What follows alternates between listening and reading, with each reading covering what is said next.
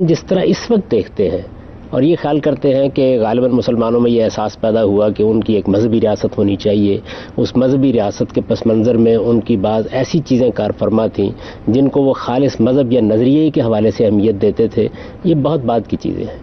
آپ اگر اس وقت کی صورتحال میں دیکھیں تو جو چیز آپ کو بہت نمایاں نظر آئے گی وہ چیز یہ تھی کہ مسلمانوں کی لیڈرشپ نے ایک لمبے عرصے تک یہ جدوجہد کی کہ ہندوستان میں ہندوؤں کے ساتھ، ہندوؤں کی لیڈرشپ کے ساتھ مل کر رہنے کی کوئی صورت پیدا ہو جائے۔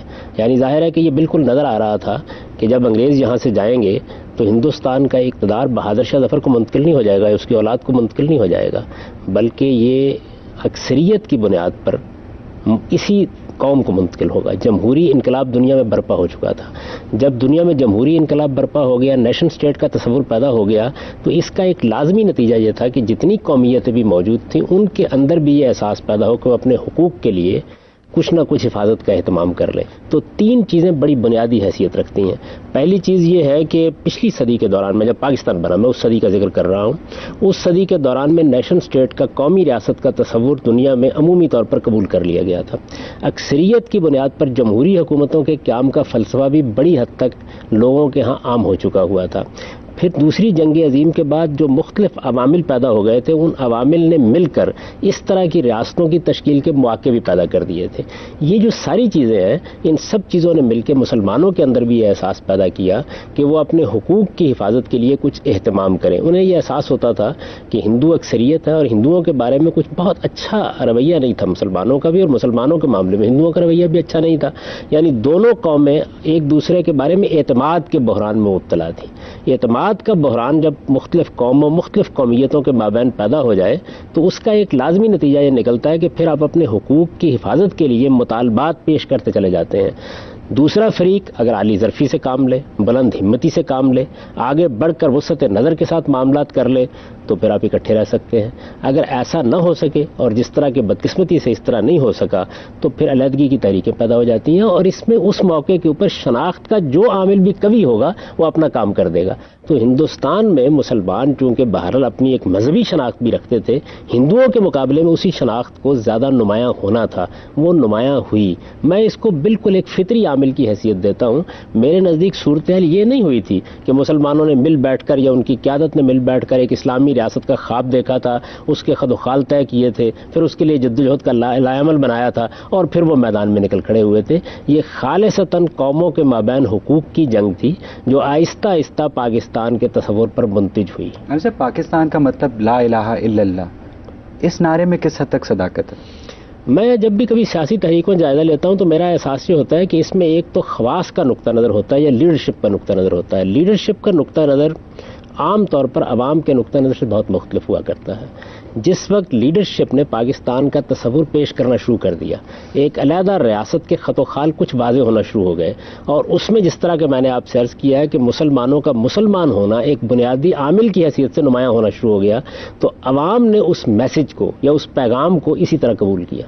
یعنی یہ عوام کے ہاں سے نعرہ اٹھا، عوام ہی نے اس نعرے کو بلند کیا اور عوام ہی اس کی تعبیر اپنے طریقے پر کرتے رہے۔ 11 اگست 1947 کی جو قائد اعظم کی تقریر ہے وہ تو اس کو سیکولر طبقے پاکستان کے بہت اپنے حق میں استعمال کرتے ہیں، تو اس سے تو ہمیں بالکل یہ لگتا ہے کہ پاکستان کا مقصد ہرگز بھی ایک اسلامی ریاست قائم کرنا نہیں تھا۔ میں نے تو یہی عرض کیا نا، دیکھیے نا، ایک ہے کہ لیڈرشپ کیا چاہتی تھی، خواص کیا چاہتے تھے، وہ پاکستان کا مطالبہ کس بنیاد پر پیش کر رہے تھے، اور ایک یہ ہے کہ عوام نے اس میسج کو کس طرح لیا۔ یعنی لیڈرشپ کا مقصد ہرگز بھی اسلامی بنیادوں پہ ایک ریاست کا قیام نہیں تھا۔ لیڈرشپ کا مقصد نہ وہ تھا جو مذہبی طبقات عام طور پر سمجھتے ہیں اور نہ وہ تھا جو یہاں کے سیکولر طبقات عام طور پر سمجھتے ہیں۔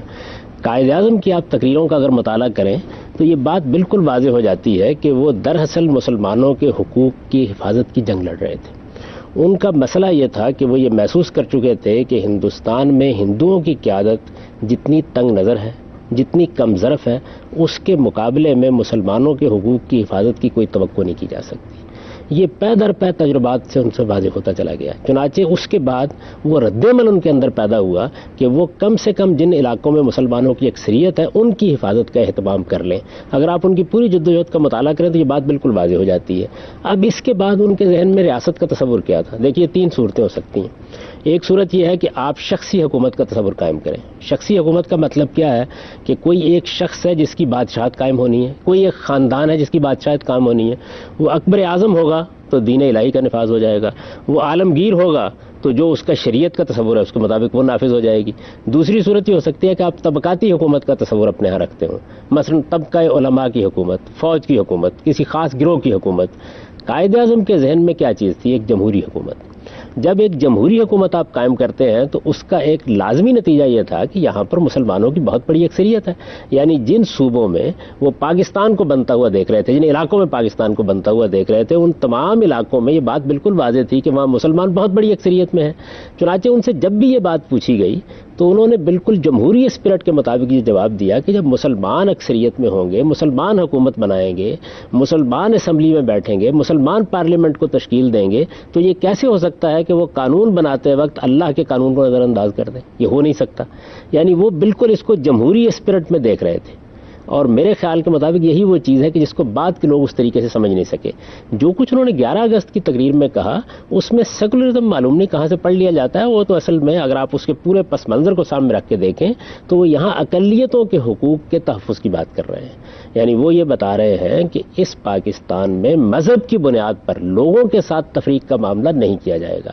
آپ ان کے اس تصور پر تنقید بھی کر سکتے ہیں اور ان کی اس بات کی تائید بھی کر سکتے ہیں, لیکن اس میں جو بات بیان کی گئی ہے وہ اصل میں اقلیتوں کے حقوق کی بات ہے.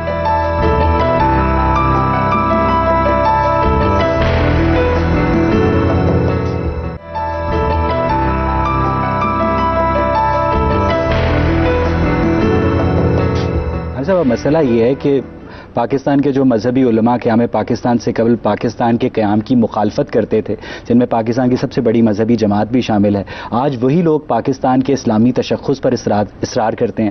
تو کیا یہ تضاد کیوں؟ دیکھیے بات یہ ہے کہ ہر چیز کو اس کے اپنے پس منظر میں دیکھنا چاہیے. جس وقت ایک معاملہ زیر بحث تھا اس وقت لوگوں کو حق حاصل تھا کہ ان کے بارے میں جو رائے قائم کرنا چاہتے ہیں کریں. جب یہ مسئلہ ہندوستان میں زیر بحث آ گیا کہ کیا ہندوستان کو متحدہ رہنا ہے, یہاں ایک متحدہ ہندوستانی حکومت قائم ہونی ہے, یا اس میں مسلمانوں کے اکثریت پر مبنی خطوں میں کوئی دوسرا نظم قائم کیا جانا ہے, تو مجھے بھی حق حاصل تھا اگر میں وہاں ہوتا کہ اپنی کوئی رائے دیتا. آپ کو بھی حق حاصل تھا اور مذہبی علماء کو بھی حق حاصل تھا.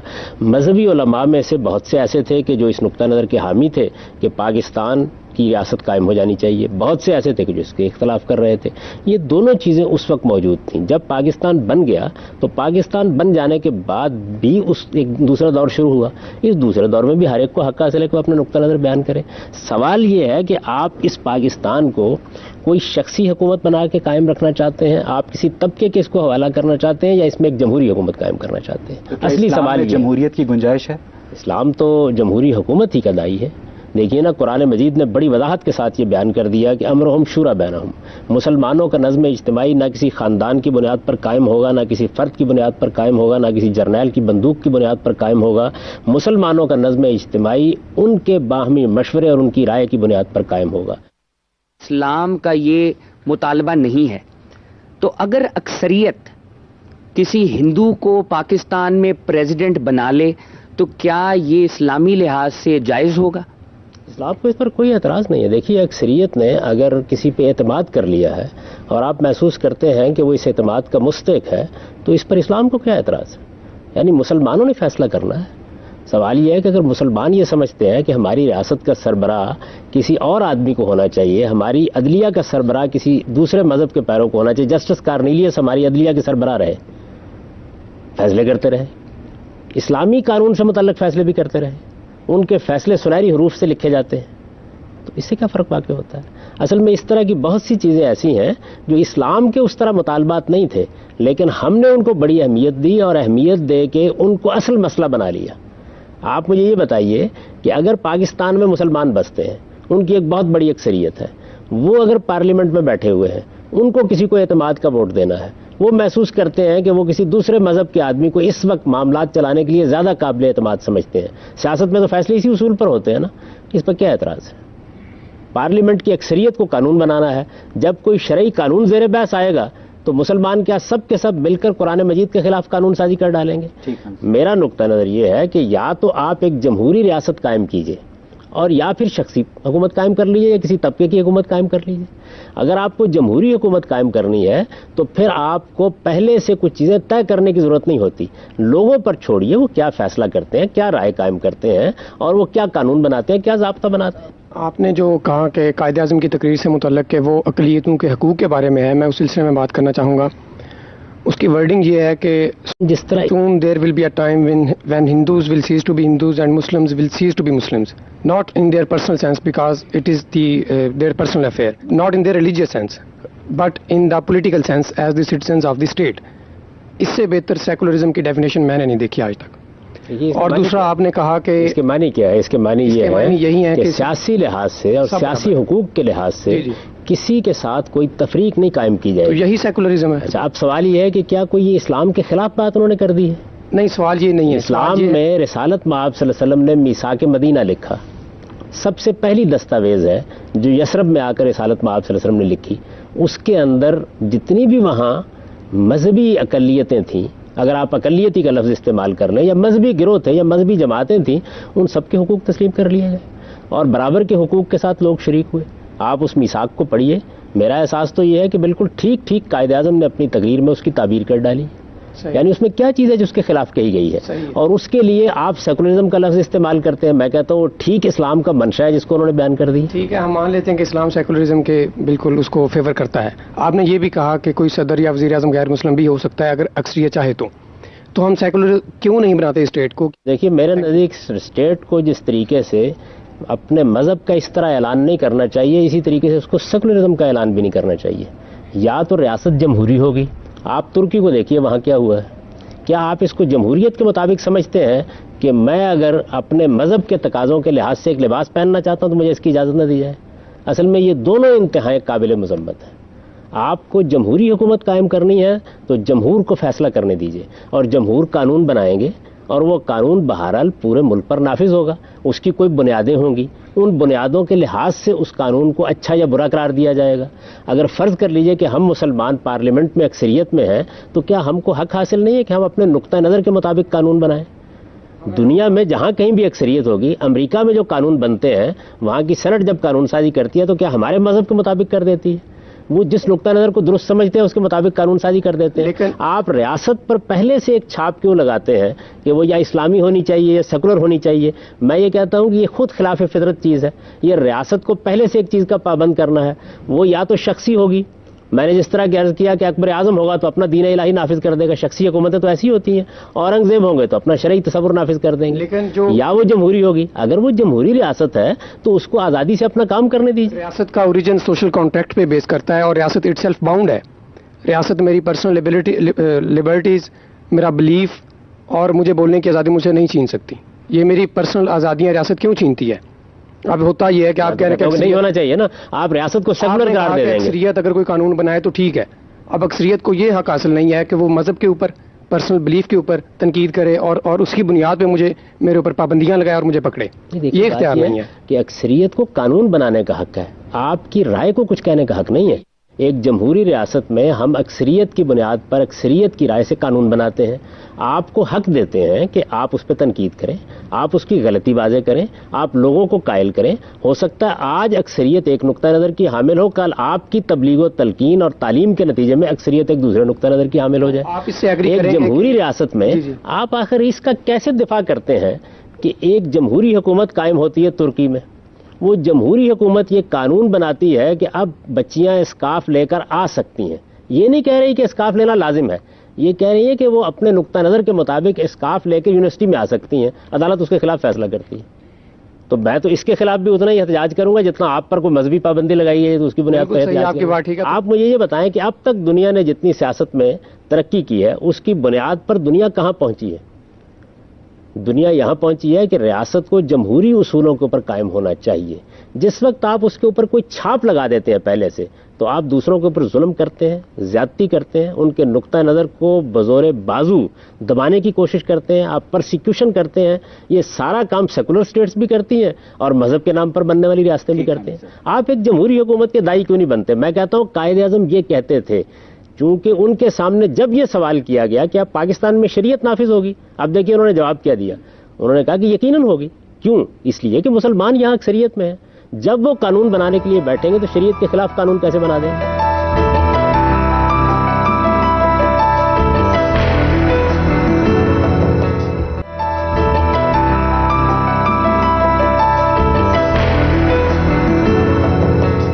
آپ نے بات کی کہ جو قائد اعظم کی تقریر تھی اس کا حوالہ دیا کہ پارلیمنٹ میں جو لوگ بیٹھیں گے وہ مسلمان ہوں گے. جب وہ مسلمان ہوں گے تو وہ شریعت کے اصولوں کو سامنے رکھیں گے. تو ایسی کیا وجہ ہے کہ پچھلے 60 سالوں میں یہاں پر نہ ہمیں سیاسی نظام میں اسلام نظر آتا ہے، نہ یہاں پر معاشی نظام میں اسلام نظر آتا ہے، یہاں نہ سماجی نظام میں سماجی جو نظام ہے اسلام کا وہ نظر آتا ہے یہاں پر. پھر آپ نے ابھی بات کی کہ یہاں پر جو اقلیتوں کے ساتھ حقوق جو اسٹیٹ جو ہے وہ ان کے ساتھ جو رویہ رکھتی ہے وہ بھی غلط ہے. دیکھیں اسلام کا جو بنیادی نظریہ ہے وہ تو یہی ہے کہ اقلیتوں کو ان کے مذہب کے مطابق ڈیل کیا جائے گا، نہ کہ اسٹیٹ کے جو اصول ہوں گے اس کے مطابق. اصول بنیادی میں ویسے ہی رہے گی.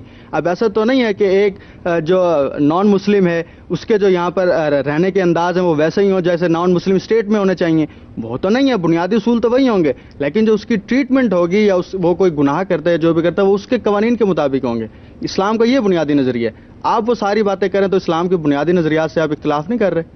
بس میں نے کون سی ایسی بات کی ہے جو اسلام کے اس بنیادی نظریے سے مختلف ہے؟ میں بھی تو یہی کہہ رہا ہوں کہ اقلیتوں کو ان کے حقوق دیے جائیں، ان کو ان کے نظریے کے مطابق زندگی بسر کرنے کا موقع دیا جائے. مجھے تو اس پر بھی کوئی اعتراض نہیں ہے کہ اگر وہ یہ سمجھتے ہیں کہ فلاں قانون کا مذہبی بنیاد پر ہمارے اوپر اطلاق نہیں ہونا چاہیے، ان کو حق حاصل ہے، ان کو موقع دیا جائے کہ وہ اپنے مذہبی قانون کے مطابق معاملہ کر لیں. اسلام کی جو پہلی تاریخ گزری ہے اس میں تو بارہا یہ ہوا ہے کہ اقلیتوں کو پورا حق دے دیا گیا کہ وہ اپنے مذہب اپنے نقطہ نظر کے مطابق فیصلے کر لیں. ان کی عدالتیں گوارا کر لی گئیں کہ وہ اپنی عدالتیں خود قائم کر لیں، ان کے اپنے لوگ بیٹھ کے ان کے اپنے مقرر کردہ جج ان کے معاملات کا فیصلہ کر دیں. یہ سب کچھ عباسیوں کے ہاں ہوتا رہا ہے، یہ سب کچھ امویوں کے ہاں ہوتا رہا ہے، یہ خلفائے راشدین کے زمانے میں یہ روایت موجود رہی ہے. تو اس وجہ سے اسلام کو اس پر کیا اعتراض ہے؟ قائد اعظم نے جو بات کہی وہ بڑی سادہ بات تھی کہ یہاں پر مسلمانوں کی اکثریت ہوگی، مسلمانوں کی اکثریت ہوگی تو تشویش میں مبتلا ہونے کی کیا بات ہے؟ مسلمان بیٹھیں گے تو قانون اسلام کے مطابق ہی بنائیں گے. یہ جو آپ نے فرمایا کہ یہاں پہ یہ نہیں ہو سکا وہ نہیں ہو سکا، اس کی وجہ کیا ہے؟ اس کی وجہ یہ ہے کہ یہاں کبھی جمہوریت کو چلنے نہیں دیا گیا. آپ جمہوری حکومتوں کو اپنا کام کرنے دیجئے، جمہوری قیادت کو پیدا ہونے دیجئے، جمہوری فضا پاکستان میں قائم ہونے دیجئے. اس کے بعد آپ دیکھیں گے کہ مسلمان جب قانون سازی کرنے کے لیے بیٹھیں گے تو بتدریج بہتری کی طرف جائیں گے. ہم صاحب عرب ایک قبائلی سماج کے عادی تھے. حضور کی وفات کے بعد جب خلفائے راشدین کے انتخاب کا وقت آیا تو 7-8 صحابہ نے مل کر ایک خلیفہ کا انتخاب کر لیا. تو کیا آپ اس انتخاب کو جمہوری اصولوں کے مطابق قرار دیں گے؟ قبائلی معاشرے میں جب جمہوریت کا نفاذ کیا جائے گا تو انہی روایات کے لحاظ سے کیا جائے گا. رسالت بآب صلی اللہ علیہ وسلم سے پہلے قبیلہ قریش کو عرب میں خصوصی سیادت حاصل تھی. اس سیادت میں کوئی خاص فرق نہیں پڑا. قریش کے جو بڑے بڑے لیڈر تھے وہ اس کشمکش کے دوران میں ختم ہو گئے جو اسلام اور جاہلیت کے مابین ہوئی، اور اس کے بعد جو نئے لیڈر پیدا ہوئے ان کا بھی تعلق بھی زیادہ تر قریشی سے تھا. انصار کو مدینے میں یقیناً اکثریت حاصل تھی، لیکن جب پورا جزیرہ نما عرب فتح ہو گیا اور رسالت مآب صلی اللہ علیہ وسلم کی حکومت پورے جزیرہ نما عرب میں قائم ہو گئی تو جزیرہ نما عرب کے لحاظ سے قریش ہی وہ واحد جماعت تھے جس کو اکثریت کی تائید حاصل تھی. رسالت مآب صلی اللہ علیہ وسلم نے اس پر تبصرہ کرتے ہوئے خود یہ فرمایا کہ الناس تبع لقریش، لوگ قریشی کی حکومت کو تسلیم کرتے ہیں، انہی کے پیروں ہیں. مسلمہم لمسلمہم و کافرہم لکافرہم، ان کے مسلمان بھی ان کے مسلمانوں کے پیروں ہیں اور جو ان کے منکرین تھے وہ بھی ان کے منکرین کے پیروں تھے. یعنی جو سیادت ان کو اسلام سے پہلے حاصل تھی وہی ان کو حاصل رہی ہے. چنانچہ رسالت مآب صلی اللہ علیہ وسلم کے بعد قبیلہ قریش کے لوگوں کو اقتدار منتقل ہو گیا تھا، اور قریش کے لوگوں نے جس طرح اب پارٹیاں بیٹھ کے اپنے لیڈر کا فیصلہ کرتی ہیں اسی طرح فیصلہ کیا. غامدی صاحب، آپ نے کہا ہے کہ ڈیموکریسی ہونی چاہیے کسی بھی ملک میں، اچھی حکومت ڈیموکریسی یا جمہوری حکومت ہے. کوئی سیکولر اسٹیٹ نہیں ہونی چاہیے، کوئی مذہبی اسٹیٹ نہیں ہونی چاہیے. تضادات مسائل کا خاتمہ ہو سکتا ہے. تو جمہوری حکومت میں اکثریت جو چاہے قانون بنا لے، جو چاہے آئین بنا لے. مطلب یہ ہے کہ اقتدار اعلیٰ عوام کے پاس آ جاتا ہے، انسان کے پاس آ جاتا ہے، جو کہ مذہبی حکومت میں خدا کے پاس ہے. تو کیا آپ انسانی اقتدار اعلیٰ کو جسٹیفائی کرتے ہیں یونیورسلی؟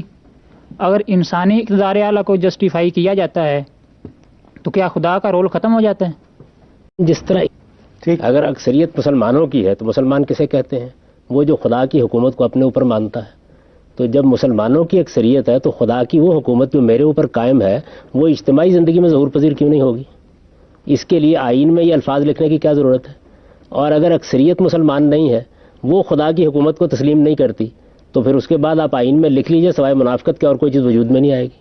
آپ ایک سادہ جگہ پر کھڑے کیوں نہیں ہوتے کہ میں مسلمان ہوں, میں خدا کو اپنا حاکم اعلیٰ مانتا ہوں, میں اس کے قانون کے سامنے سر تسلیم خم کرتا ہوں, آپ کی حکومت ہو یا نہ ہو میں خلوت میں بھی اس کے قانون کی پابندی کرتا ہوں. اگر میں مسلمان ہوں تو جب میں اجتماعی طور پر بیٹھ کر گفتگو کروں گا تو وہاں خدا اس کا آپ سے. حامدی صاحب, پاکستان کے سارے مسلمان کیا ایک اسلام پر متفق ہیں؟ دیکھیے جی, بات یہ ہے کہ ایک اسلام پر آپ متفق کرنا ہی کیوں چاہتے ہیں؟ سوال یہ ہے کہ اکثریت جب بیٹھے گی تو جس تعبیر کو وہ مناسب سمجھے گی اس کو قانون بنا دے گی. دوسرے لوگوں کو حق حاصل ہے کہ اس پہ تنقید کریں, اس رائے کے خلاف اپنی رائے دیں, رائے عامہ کو ہموار کریں, لیکن قانون کی پابندی کرتے ہوئے. یعنی آپ ایک جمہوری راستہ کیوں نہیں اختیار کرتے؟ پہلے سے پابندیاں کیوں لگاتے ہیں؟ اتا ترک نے ترکی میں یہی کام کیا. آج پوری قوم کو جدوجہد کرنی پڑ رہی ہے. آپ دیکھیے کیا شرمناک بات ہے, ایک بچی کے اسکارف لینے کے لیے آپ یہ کام کیوں کرتے ہیں؟ ٹھیک, ہمارے یہاں بھی یہی کام کیا گیا ہے. آپ ایک ریاست کو مذہبی ریاست بنا دیتے ہیں, آپ ایک ریاست کو سیکولر ریاست بنا دیتے ہیں. میں یہ کہتا ہوں اس کو ایک جمہوری ریاست بننے دیجیے اور جمہوری ریاست کے طور پر چلنے دیجیے. اگر مسلمان اچھے مسلمان ہوں گے تو خدا کی حکومت آپ سے آپ وجود میں آ جائے گی, اور اگر وہ اچھے مسلمان نہیں ہیں, خدا کی حکومت کو اپنی ذاتی زندگی میں نہیں مانتے, ان کے شعور پر خدا حکومت نہیں کر رہا, تو آئین میں لکھنے سے بھی کچھ نہیں ہوگا.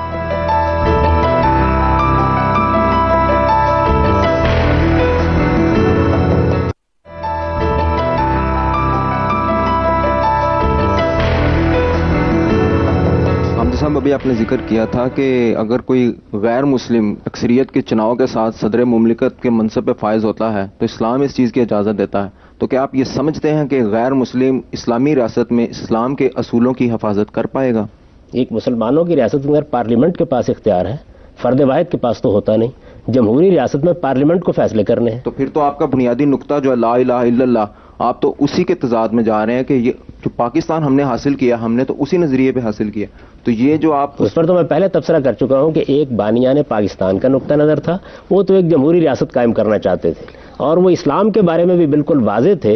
یعنی ان کا نقطہ نظر یہ تھا کہ جب مسلمانوں کی ریاست قائم ہوگی, وہاں مسلمان اکثریت میں ہوں گے, ان کی پارلیمنٹ میں بھی مسلمانوں کی اکثریت ہوگی, تو وہاں شریعت کے خلاف کوئی قانون نہیں بنے گا. ایک عوام کا احساس تھا, یہ نعرے عوام نے ایجاد کیے, عوامی کے اندر رہے, اور سیاست کی آپ بدقسمتی سمجھ لیجئے کہ اس میں خواص بعض اوقات جب دیکھتے ہیں کہ کوئی نعرہ ان کی تائید میں آ رہا ہے اور اس سے ان کو سیاسی مقاصد حاصل ہو رہے ہیں, تو عام طور پر اسے تنقید بھی نہیں کرتے. ورنہ پاکستان کے بانیوں کا اگر آپ نقطہ نظر جاننا چاہیں, اس میں سب سے بڑی حیثیت قائد اعظم کو حاصل ہے. وہ تو بالکل واضح ہے اس معاملے میں, وہ کہتے ہیں میں مسلمان ہوں, ہم سب مسلمان ہیں, مسلمان کی حیثیت سے ہم ایک ریاست بنا رہے ہیں, اپنے حقوق کی حفاظت کے لیے بنا رہے ہیں, ہم ہندوؤں کے ساتھ معاملہ نہیں کر سکے. آپ کو معلوم ہے کہ کیبنٹ مشن پلان کو انہوں نے تسلیم کر لیا تھا, لیکن جب انہوں نے دیکھا کہ نہرو نے اس کی اپنی تعبیر کرنا شروع کر دی ہے, تو پھر مسلم لیگ نے اس کو رد کر دیا, اور پھر اصرار کیا اس بات کے اوپر کہ پاکستان کا ایک الگ ملک بن جانا چاہیے. یہ بن گیا. یہاں مسلمانوں کے پاس اکثریت ہے, کریں فیصلے, ٹھیک, قانون بنائیں. اس کے لیے قرارداد مقاصد منظور کرنے, چند باتیں یہاں لکھنے, چند باتیں وہاں لکھنے سے, وہ مجھے بتائیے 60 سال میں حاصل کیا ہوا ہے؟ وہ قرارداد مقاصد نہ آپ کو جمہوری حکومت دے سکی, نہ آپ نے آپ کے حقوق دے سکی, نہ آپ کو اسلام دے سکی. ٹھیک, اگر اس کے بالکل برخلاف مسلمانوں پر اعتماد کیا جاتا اور ان کی تعلیم تربیت کا اہتمام کیا جاتا, تو شاید آج نتائج اس سے بہت مختلف نکل آئے ہوتے. ٹھیک ہے حامدی صاحب, آپ نے متعدد دفعہ یہ کہا کہ اکثریت کی بات ماننی چاہیے اور معاشرے کو اس کی راہ پہ چلنے دینا چاہیے. اکثریت کی بات کو قانون بننا چاہیے. بات ماننا ضروری نہیں ہے, قانون بنے گا, ہم قانون کی پابندی کریں گے, اس کی بات سے ہمیں اختلاف ہوگا تو اپنا نقطہ نظر بیان کرتے رہیں گے. یہی جمہوریت ہے. آپ تبدیلی کو یا چینج کو جو ہے وہ نیچے سے اوپر لانا چاہتے ہیں, لیکن اگر ہم تاریخ اٹھا کر دیکھیں تو بہت زیادہ تبلیغ کے باوجود جو ہے چند لوگ مسلمان ہوتے ہیں, لیکن حضور صلی اللہ علیہ وسلم جب خانہ کعبہ میں فاتح بن کر آتے ہیں تو وہ جو ہندا جیسی عورت ہوتی ہے ظالم, وہ بھی مسلمان ہو جاتی ہے. تو کیا اوپر سے نیچے تبدیلی نہیں آتی, یا صرف آپ کے خیال میں اکثریت کے زور پہ ہی ہم حکومت یا قانون تبدیل کر سکتے ہیں؟ اچھا قانون اگر ہو تو وہ اوپر سے نیچے بھی آنا چاہیے. اس بات کے آپ میں نے عرض کیا جی کہ پھر آپ سیدھی طرح سے سامنے آئیے اور یہ کہیے کہ ہم شخصی حکومت قائم کرنا چاہتے ہیں. وہ اوپر ہے کون پھر بتا دیجئے. وہ یا کوئی جرنیل ہوگا جس کے ہاتھ میں بندوق ہوگی, یا کوئی خاندان ہوگا جس کی برہمنیت آپ تسلیم کریں گے, یا کوئی فرد ہوگا جو اکبر اعظم بن کے حکومت کرے گا. اوپر کہاں سے آئے گا؟ اوپر سے خدا تو نہیں آئے گا نا.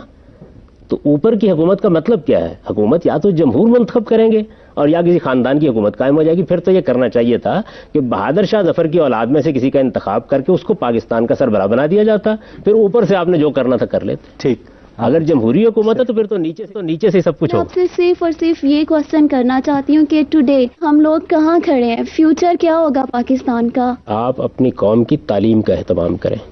جو قوم ہنرمند نہ ہو, جس نے تعلیم نہ پائی ہو, جس میں 70-80% لوگ خواندہ بھی نہ ہوں, اس سے آپ کیا توقع کر سکتی ہیں؟